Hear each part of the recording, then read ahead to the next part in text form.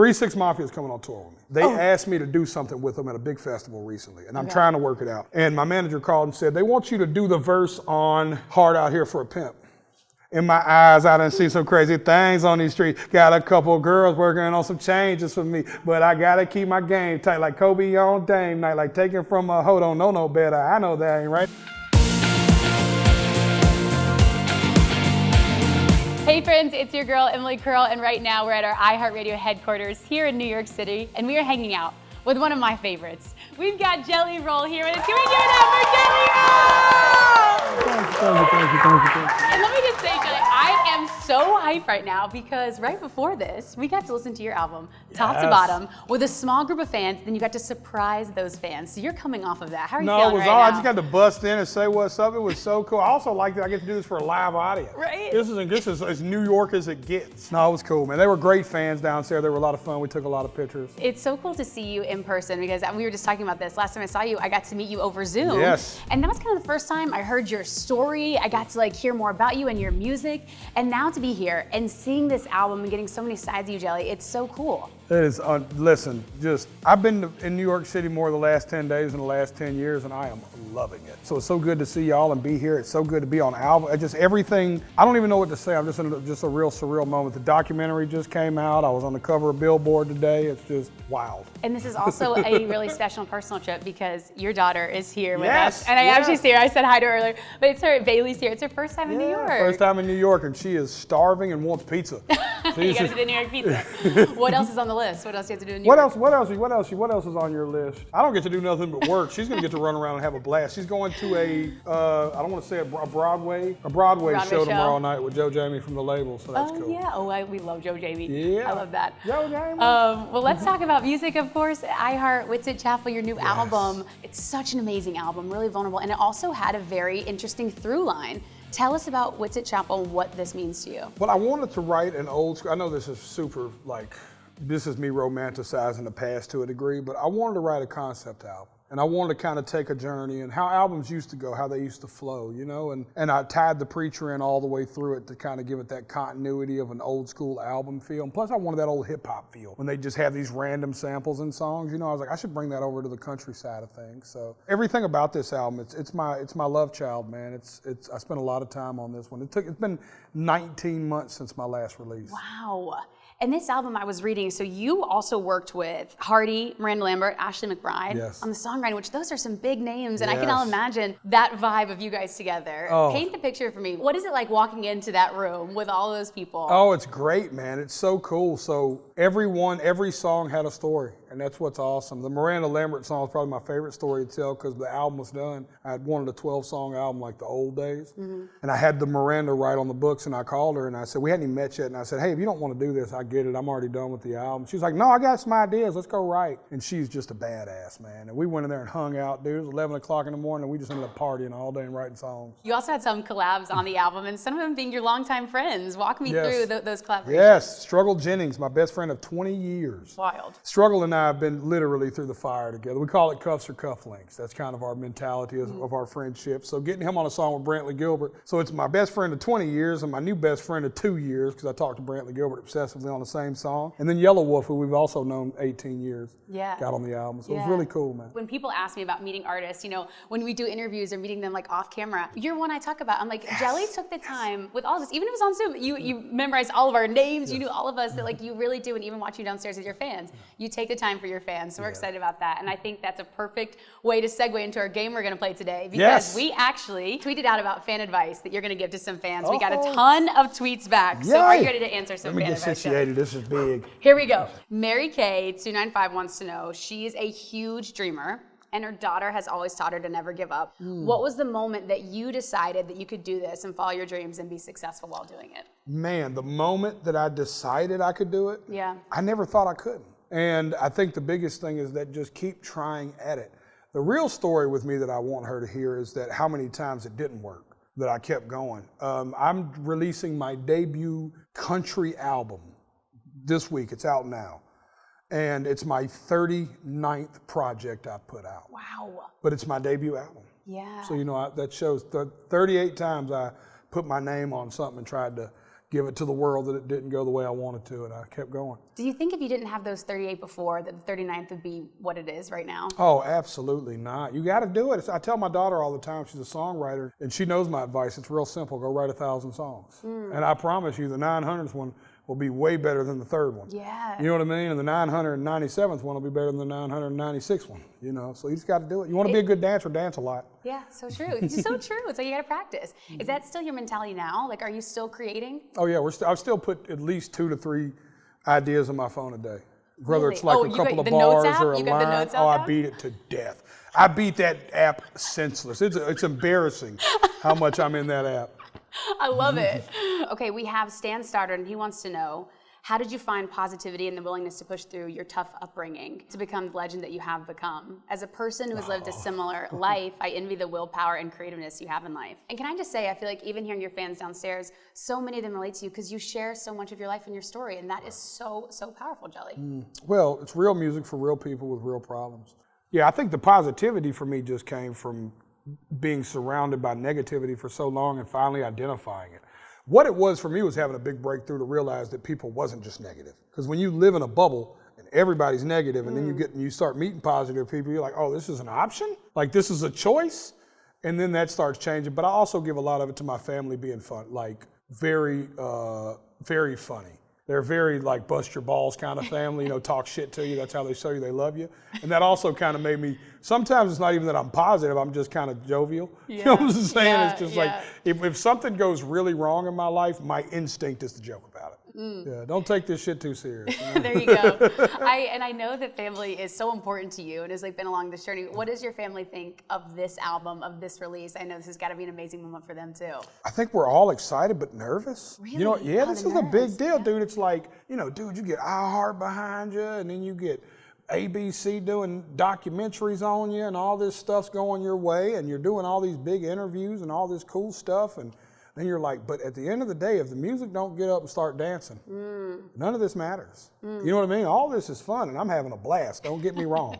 But if the music don't get up and start dancing, man, I'm in trouble. You know what I'm saying? So, Lucky for you, the album is bomb, okay? So everyone go listen, it's so good. Okay, Jelly, we got a few more for you. Marcus had a similar question, but he spent a year becoming a certified nursing assistant, quickly realized that they don't want to do that anymore. But they don't want to disappoint their family and friends, but also don't want to keep going down this path. What advice would you give if you are going to switch something up? the easiest way to pull a Band-Aid off is rip it. You know, and that's deal with things head on. I've been guilty of not dealing with things head on, and that's the worst decision I've ever made every time. I'd go sit down with my family and tell them the truth, man, and above everything, you need that peace. Your heart is not there, man. Don't put yourself, at some point in time, self-care's got to become a thing where your feelings matter as much, if not more, than everybody else's feelings. And I feel like right now he's too worried about everybody else's feelings, and I want to go see him do something he loves. Yeah. I'll tell you this story if it helps. I was in jail and they had a barber college, and I went in there and I started barber college. And in the state of Tennessee at the time, you had to have like 1,700 hours or some numbers, 20 years ago. When I came home, I kept following up with it, and I finished barber college. And I've never talked about this. And I finished barber college, and I've never cut a head of hair in my life again. Really? I realized while I was in barber college, I didn't want to be a barber. You're like, I don't That's wanna... it. I mean, I blew 1,700 hours of my life figuring it out, but I put a lot of time and realized I don't want to be a barber. Do you think you could still cut hair now if you tried? I'm sure it's like riding a bicycle. Yeah, You know what I'm saying? yeah. I'm sure I could figure. I'm sure I wouldn't fuck nobody's hair up if I had to do it right now. You know what I'm saying? But it's like, if that helps you, dude, I was like, I don't want to be no barber. I want to be a musician. And it goes back to what you just said. It's like protecting your peace. It's like, it's your one life. It's like living it how you want. And it's also this philosophy that I always preach is that you can always go forward. You can always go back. You can't always go forward. Oh. It's like if you think about the law of everything in life, Yeah. right? Like you can walk up a set of steps, you can always go back down them, but you can't always go up the next flight.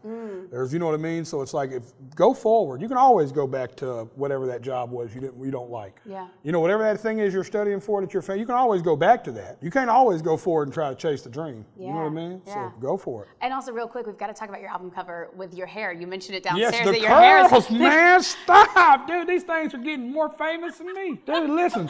Bailey says no. Bailey says no. Listen, I'm about 4 or 5 inches of length right here from just it's having good. to carry a stick, Yeah. as my daddy would say. Have to carry a stick just to keep the women off of me. You know what I'm saying? Just to keep them off walking me. around New York, Yeah, right? just walk. Get away from me. Back, Satan. I'm married. You know what I'm saying? The curls are curling. I love They're it. curling. That's the biggest thing, dude. They're curling. And the Okay. mullet's almost grown even too. Look, check this out. Oh, shoot. That's why I'm wearing a hat, because I'm going through the ugly phase.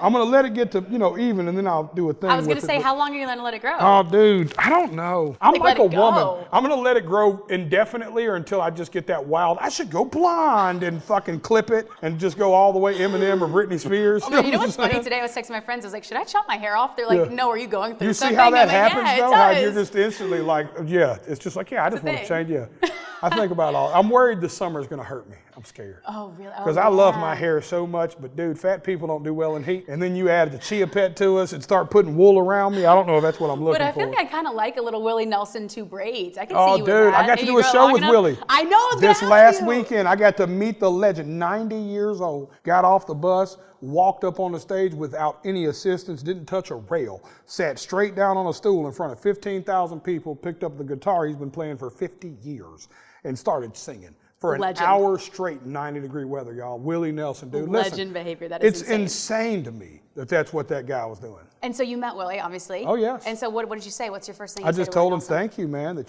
he was a big reason I do the things I do. I had the chance to tell him this, and this was important to me, to tell him that I even understood my musical journey more because of you. Because Willie is a really braided, jovial guy, headband, hippie, but he writes the saddest songs on earth. Blue Eyes Crying in the Rain. I mean, I could, my heroes have always been cowboys. I mean, I could just name tons of Willie Nelson songs that'll make you cry. So I feel like that's kind of the Jelly Roll thing. I'm a big happy dude, but my songs are sad. You know what I'm saying? And you need a nice mix. You need a nice balance. That's that Willie Nelson thing. Yeah. You know, it's funny. We actually had a question similar to that. Jasper wants to know, what's one song by another artist that really influenced your musical career the most? I know it's hard to pick maybe one. Maybe Against the the Wind by Bob Seger. That's one of them. Okay. But my 2 favorite songs of all time. Oh yeah, let's hear I that. hate to turn this into a 2-part answer, but is Against the Wind by Bob Seger and Fire and Rain by James Taylor.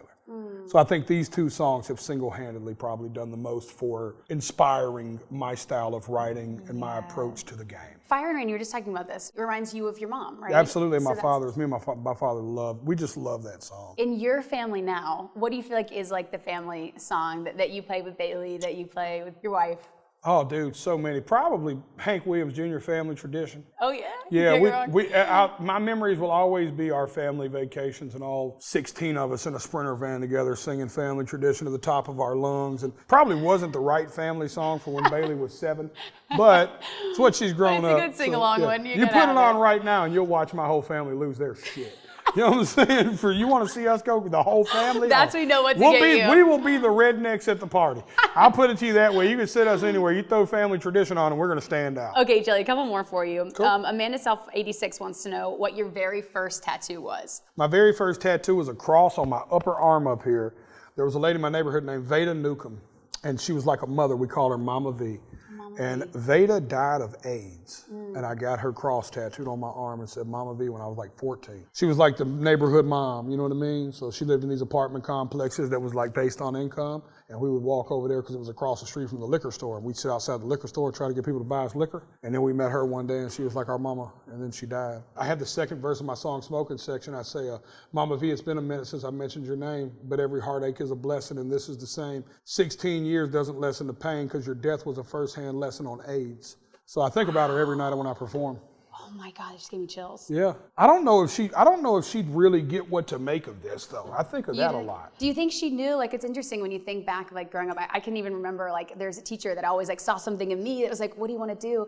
Do you think Mama V was that person that saw something in you that encouraged a certain? I think she probably really appreciated our approach, but I don't know if she's seen it that early because I was just, I wasn't a great kid back then, to say the least. You know what I mean? Were you always singing? Like, were you singing? No, hell no. I was rapping. You were rapping. I didn't think I could sing. But you were rapping. You were I was always rapping. I knew I could rhyme fast in rhythmic form. Okay, so you and always hip hop had your was the bars. language of the Yeah. neighborhood, Yeah. so it was way easier for me. I was probably rapping back then. What was that album that you knew every single bar to, every word at that time? Every rap album that came out from '93 to now. That was your bread and butter. I mean, Life After Death, 10 Crack Commandments, as far as on this side of the country, the Big L mixtapes, all of Tupac stuff, every Southern rap song ever. 8 Ball MJG, everything from 99 forward. UGK, I can rap every word of, to this day. 3 6 Mafia is coming on tour with me. They asked me to do something with them at a big festival recently, and I'm trying to work it out. And my manager called and said, they want you to do the verse on Hard Out Here for a Pimp. In my eyes, I done see some crazy things on these streets. Got a couple of girls working on some changes for me, but I gotta keep my game tight, like Kobe on Dame night, like taking from a hoe don't know no better. I know that ain't right. I've seen people kill. I mean, immediately. Just, yeah, there it is. Oh, let's go. I don't need the cards anymore. Let's make it rain. You didn't even throw the cards, Jelly. I'm telling you, that was my instant reaction, though. It's like no hesitation. Have y'all seen the viral clip of the drunk dude outside the bar, and the black dude goes, you want to go to the hood? And he's clearly like a college kid. He goes, I'll go. And then he starts rapping Slim Thug into the camera. Y'all got to look this clip up. It's great. I am that guy. For the record, that's my spirit animal. I'm that dude every time a rap song comes on. Jelly, I want to go to like your family reunion. We'll be playing, like, what is it? You need Hank to come Williams, for Thanksgiving. We'll invite you to Thanksgiving. Should we bring her to Thanksgiving? Can I come, Bailey? Yeah, and I'll tour you around New York. Joe says yes. Yeah. Thanksgiving's a big thing for us. We have a family drinking contest and karaoke every Thanksgiving. Okay, what is the family drinking contest? My favorite story to tell about this is my brother got so drunk he pissed on the kitchen table. On the table? In a seated position was the best part. We have the video to prove it. This is facts. Yeah, that's what we do. That's our thing. We're a real white trash bash. My wife is determined this Thanksgiving she wants to rent a mansion and throw like a field bonfire party and invite people. Like she wants to really go for it this year. Can we all come? Yeah, come on. Everybody. Dude, Thanksgiving, we have an open door policy. We had like 80, 90, 100 people in my house. Oh my God. And that's at the house. This year we're going to go for we're going to set a stage up. Wow, Thanksgiving. I love that. Thanksgiving, dude. That's the only holiday we celebrate. We don't even celebrate Christmas. You're lying. You don't? No, I swear, not really. No, we don't open gifts or nothing crazy. Oh, really? Why?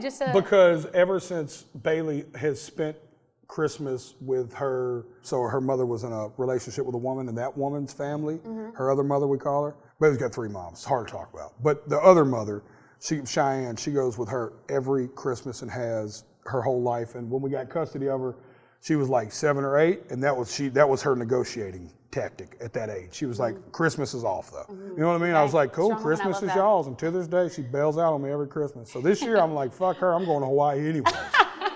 I guess, yeah. Okay, Jelly, the last question I want to ask you is, I remember it from my cards, so I'm not going to fish for it, is we wanted to ask you about being in the Tennessee Titans video. Was that not cool? That was so cool. Yes, dude, listen. We had some fans asking about it. Tell us about it. They called me and they were like, do you want to come be in our season announcement? I was like, hell yeah. And they were like, Keith Urban's doing it. Jeff Fisher, the old coach, came back. Starlito, my homeboy rapper from Nashville. It was just awesome, dude. I'm a big Titan fan. And to be a part of the organization, we've been going to Nissan Stadium since we were kids. I called it Adelphia Coliseum when it first came there. But we've been going to there our whole, so it's just, we've been Titan people. So cool. Win, lose, or draw, baby, we're going to stand by the Titans. We're back in the blue. I love it. Jelly, I love it. This has been truly so fun. I am so happy for you. Our whole team is so happy for you. We love you here. Thank y'all. One thing we like to do at iHeart, obviously, our big thing we do here is we connect artists to fans. Yes. And you're going to have a lot of fans watching this, maybe some new fans. If you could send one message to them right now, Jelly Roll to fans, what do you want to say to them? I don't suck. I promise you, if you don't know me, I don't suck. You can check out the music. It's really worth a listen. And even if you don't like it, that's cool, because that will always say more about you than me.